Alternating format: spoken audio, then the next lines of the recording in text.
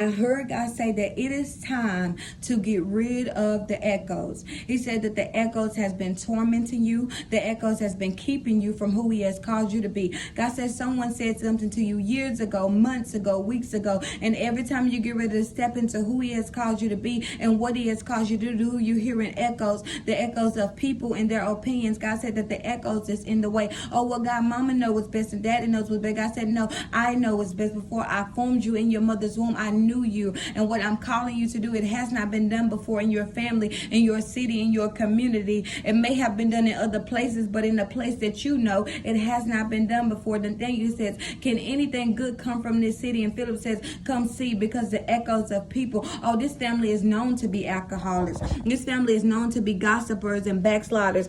She gonna be just like them. It runs in their family bloodline. God said, no, I set you apart. This city is known to be violent. Can anything good actually come from this city? God said, yes, my prophets is coming from this city. My leaders is coming from there. I'm raising you up to come from this family. Book writers are coming from this family. Entrepreneurs are coming from this family. Eyes have not seen, ears have not heard what I'm going to do in this family, but the echoes is in the way. God said he doesn't need you to try to prove to anyone that something good is going to come from your family. All he wants you to do is to be obedient into what he has called you to do. He said it doesn't matter how hard it looks.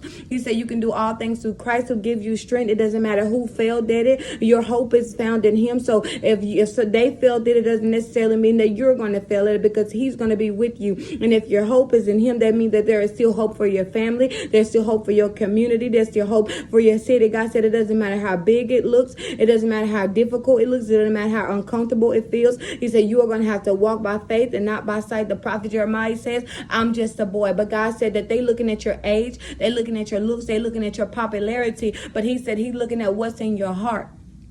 Man judges outer appearance, but I'm judging at what's in your heart. I'm examining your fruits. I'm checking your intentions. They looking at your hair. I'm looking at your thoughts. They waiting for you to lay hands on somebody so they can determine whether or not you are qualified. I'm looking at what's happening behind closed doors. So God said he wants you to start walking like you know you got some backup with you. He said just because your mama felt it, just because your daddy felt it, just because your sisters felt it, he said doesn't mean that you're going to fail at it. He said I'm going to give you the same strength that I gave Nehemiah to finish. I'm going to give you that same strength, and I'm going to allow what you're building to be finished.